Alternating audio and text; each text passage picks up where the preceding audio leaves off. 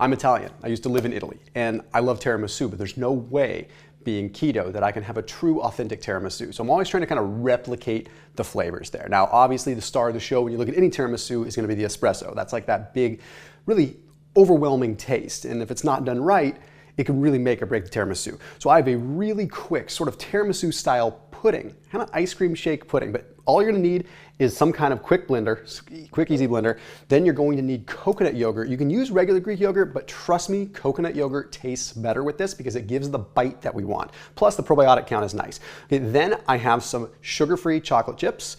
Then I have some enlightened or sugar-free keto ice cream. Okay, we only need about a half a cup, 3/4 of a cup of that. Then I have avocado, which is actually going to improve the texture because a lot of times keto ice creams are a little bit kind of dryish. Okay, so we want to kind of level that up. And then as something optional here, I have these cookie dough bites that I made in another video. But let me tell you when we get there exactly how you make them. It's really super quick and there's no measurements. And then I have my Jot coffee, which is a coffee concentrate.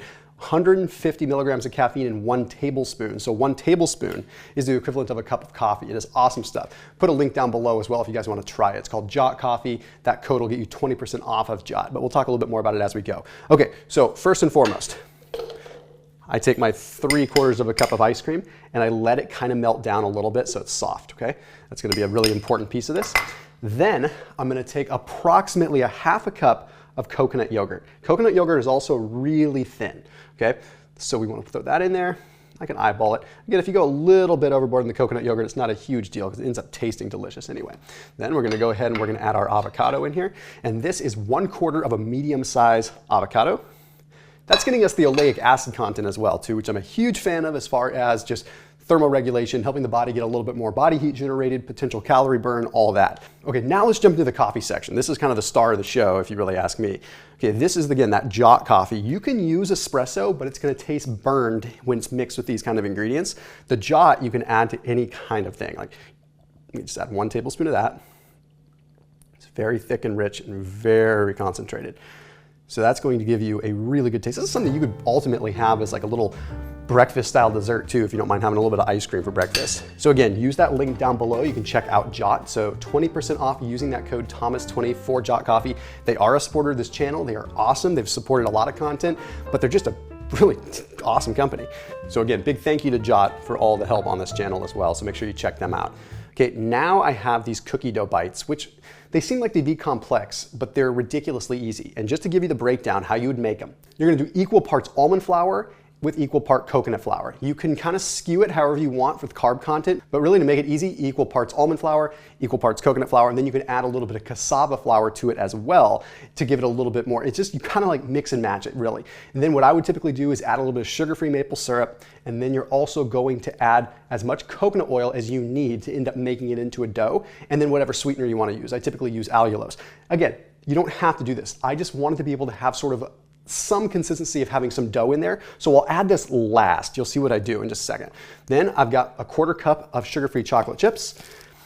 And then I'm just gonna add a couple tablespoons of water. And the only reason I'm gonna do that is just to thin it out a little bit, but I don't wanna like ruin the flavor. So I'm just gonna add, you could use almond milk or something like that, but really, okay, and then we're really looking pretty good here. Okay. I already like the layering effect that you get from it. This is a really wild milkshake. It's pretty cool.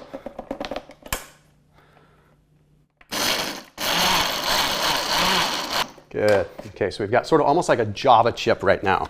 Okay, now before I add this guy in here, I'm gonna cut them up just a little bit. So this is that cookie dough I made before.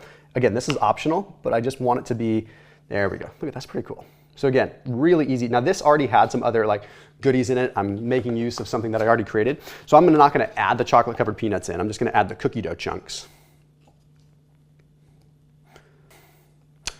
Again, it's gonna make it feel like it's a little bit more of a cake. You know, it's gonna feel more like a tiramisu because it's gonna have a little bit like a flour-like feeling with it. And then you really don't wanna blend this for very long. You wanna keep this very short.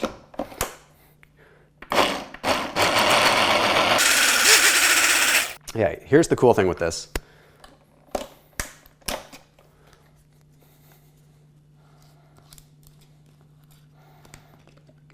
Oh, that's awesome. Look at this.